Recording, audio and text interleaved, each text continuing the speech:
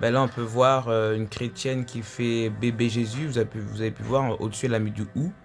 Donc, c'est-à-dire que les chrétiens, c'est cannibales. Eux, ils sont là, regardez, elle assaisonne et tout. Il s'appelle bébé Jésus. Elle fait la croix.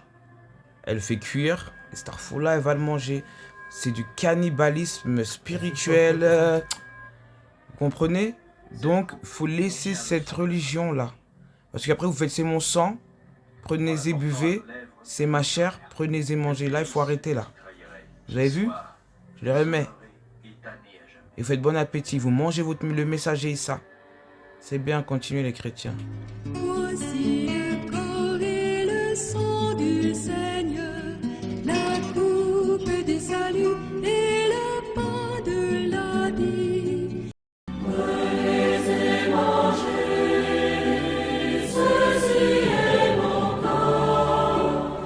Prenez et buvez, voici mon sang. C'est mon corps, prenez et mangez, c'est mon sang, prenez et buvez.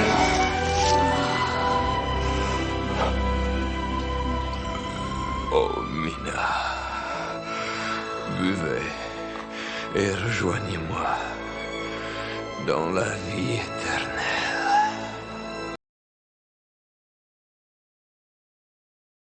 Nous allons aujourd'hui parler de l'anthropophagie. Alors, qu'est-ce que c'est? Du grec anthropos, être humain, et phagia qui se rapporte à l'action de consommer, est une pratique qui consiste à se nourrir d'êtres humains. Là, on remonte la photo, vous voyez très bien. L'anthropophagie peut recouvrir des réalités profondément différentes selon la civilisation, la période historique et les individus. Elle a dans beaucoup de sociétés une fonction rituelle ou magique. D'accord? Il peut s'agir d'endocannibalisme au sein du groupe social ou d'exocannibalisme vis-à-vis de groupes extérieurs ou ennemis. Norme sociale dans les sociétés traditionnelles qui la pratiquent, elle est strictement considérée comme criminelle dans les sociétés modernes. Donc, anthropophagie et cannibalisme. Si une confusion est souvent faite entre anthropophagie et cannibalisme, les deux notions sont loin de se recouvrir à plusieurs égards. D'abord, là, je vais parler du cannibalisme. Quand je vous ai dit que les chrétiens font du cannibalisme spirituel, l'Éternel m'a dit que cela va dans l'anthropophagie.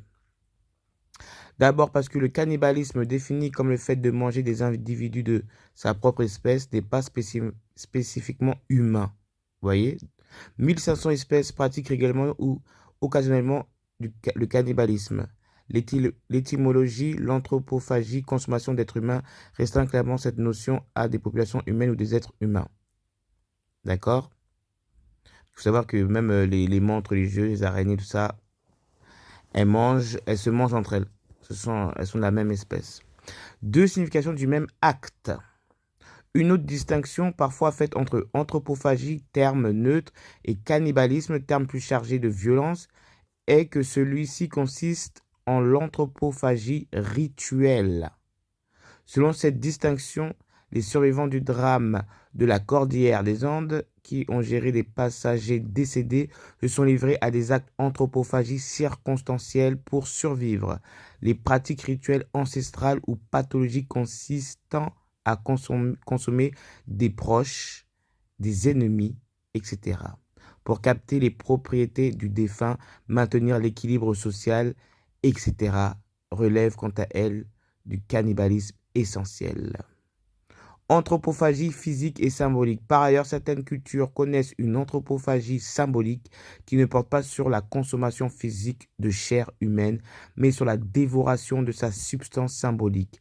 Là, ce sont les chrétiens. D'accord? Ainsi, des cultures d'Afrique de l'Ouest dans lesquelles le sorcier anthropophage, qualité souvent considérée comme héréditaire, inspire une véritable terreur dans l'imaginaire collectif.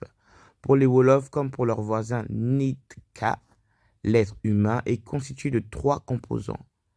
Yaram, le corps, Fit, force vitale, Bakan, B, souffle vital. Ce que Dembe, le sorcier anthropophage, s'approprie, c'est le Fit, d'accord, la force vitale, pour augmenter son capital de vie en dépossédant la victime du sien. tandis que celle-ci périclite ou meurt. C'est-à-dire qu'elle absorbe son énergie vitale. Lui se renforce, il ne l'aura même pas touché, comme une paille. Vous voyez? Ainsi, nombre de troubles physiques ou mentaux sont-ils attribués par la communauté à la malfaisance d'un sorcier anthrophage ou d'une famille de sorciers anthropophages. Lorsque ces membres détectent une agression anthropophagique, ils peuvent déclencher un rite pour libérer la victime, mais tout aussi bien lyncher celle ou ceux taxés d'anthropophagie. Donc, on voit très bien que c'est ce que vous faites les chrétiens. Donc, comment voulez-vous que votre Jésus revienne si vous le mangez vraiment d'une façon symbolique? Vous prenez sa substance. D'accord? Ce que l'Éternel m'a montré. Que font les chrétiens? Ils vous disent qu'il faut manger la chair et le sang pour avoir la vie éternelle. Vous voyez? C'est pour avoir la vie éternelle qu'ils se permettent de manger la chair de Jésus et boire le sang. C'est pas pour l'amour de suivre les lois de l'Éternel Rawallah. Non. Les Romains trouvaient des remèdes médicinaux dans les corps humains d'après l'histoire naturelle de Pline l'Ancien. Les épileptiques boivent le sang des gladiateurs, regardent comme très efficace de recueillir sur l'homme même et de la plaie béante le sang chaud fumant. D'autres cherchent la moelle des fémurs et la cervelle des enfants. Au début du 5e siècle, le chroniqueur hispano-romain Idas de Chaves signale des cas d'anthropophagie lors des invasions qui ravagèrent l'Empire romain d'Occident. Les barbares vandales, suèves et alains, ayant pénétré dans les Espagnes, ils dévastèrent de façon sanguinaire. La peste, de son côté, fit des ravages. Une famine apparaît si effroyable que les humains se font cannibales. Les mères tuent même leurs enfants et cuisent leur corps pour se nourrir.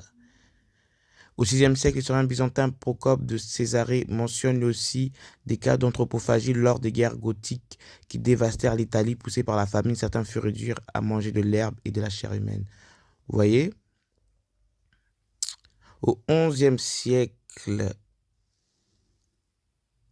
le christianisme réprouve l'anthropophagie car la chair à l'image de Dieu est sacrée, mais plusieurs auteurs, dont Strauss et Freud, considèrent que la théophagie de l'hostie au cours de l'Eucharistie, Christophagie eucharistique, n'est que la sublimation d'un repas totémique. Vous voyez?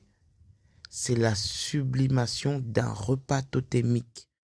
C'est un nouveau sacrilège qui vient d'être commis à Paris, plus grave que la destruction d'une statue ou l'incendie d'une église. Le 16 janvier dernier, à Paris, un homme a écrasé une hostie consacrée avant de la jeter au sol. Les faits se sont déroulés en l'église du Saint-Esprit, dans le 12e arrondissement de la capitale, à l'occasion de la messe dominicale de 11h. Alors qu'il venait de recevoir la Sainte Communion dans la main, un homme a levé le corps du Christ à hauteur de son visage, puis l'a rompu en 1000 morceaux avant de le laisser tomber au sol. Le prêtre a tenté de l'arrêter afin qu'il rende compte de son crime, sans succès. L'individu a disparu dans la multitude présente.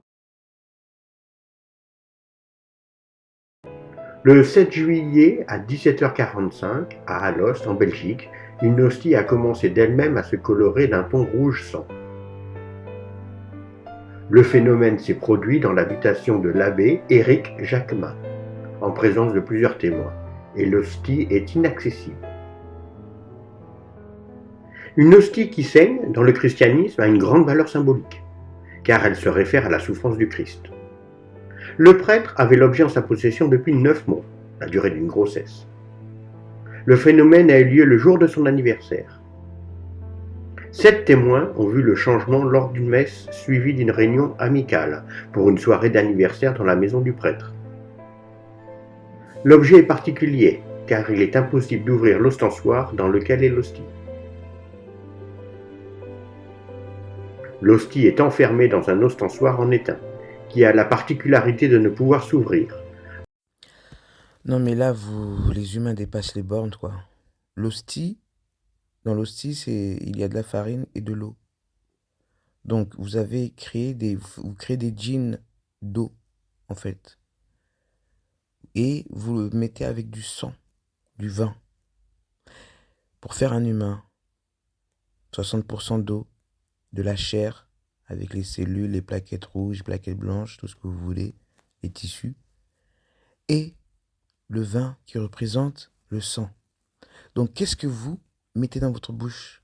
Franchement, Quel gin d'eau vous mettez dans la bouche? Est-ce que vous vous rendez compte de ce que vous êtes en train de manger? Qu'est-ce que vous mangez? Qui a fait le pain? A-t-il été appelé par l'Éternel pour le faire ou c'est n'importe qui, vous le faites dans une usine?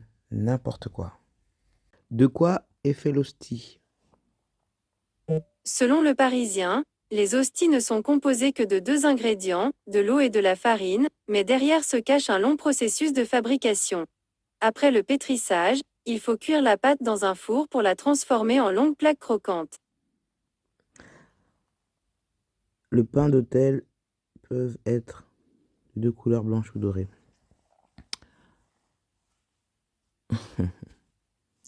Le corps humain. Les humains sont faits d'argile.